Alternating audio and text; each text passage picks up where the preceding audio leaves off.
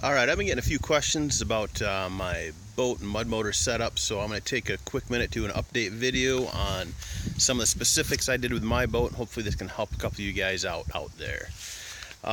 First off, just a quick update. This is the Predator 22 horsepower with the mud skipper Longtail.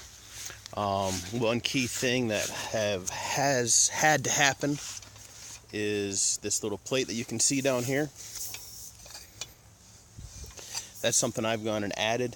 Without that, it was almost undrivable. With that, it's certainly much better. I still end up fighting the tiller a little bit, but it helps keep the prop down under the water. Another thing, someone asked me about an electric fuel pump. You'll need this information in a minute. Looks like I tapped into the yellow wire on the motor to go and provide the signal to go and power my fuel pump and the relay that I have for that.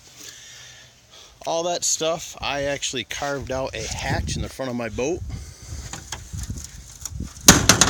Let's see if I can jump up here. I just have a plastic fuel cell up here, just a normal marine one. There is an electric fuel pump that I bought along with a relay right next to it. That's just the pump I got just from Amazon, I believe. It wasn't anything special, just a low pressure for a carbureted engine fuel pump. I probably paid $7 for it or something silly like that. A relay to go and run it. That yellow wire I showed you back on the motor, that goes and triggers my relay. This relay is actually hooked into the battery so that the fuel pump's actually drawing power from the battery, not from the motor itself. I originally had my battery mounted up here as well, but it was too much weight in the front of the boat, so I've had to go and move my battery back to the back next to the motor. So back here is where I've moved the battery to.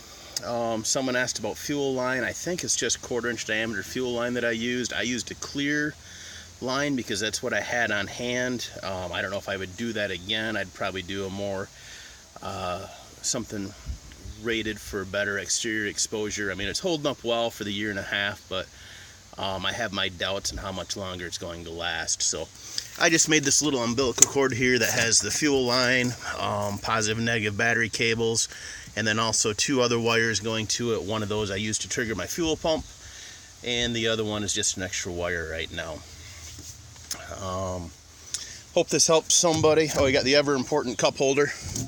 Pull my cup holder out. My fuse box is located underneath there to run all my switches. I have bilge pump, navigation lights, running lights, and interior lights. I put this LED strip all the way around the inside of the boat to go and provide illumination at night when we're out and about. So hope this helps someone. Any questions, feel free to shoot me a comment.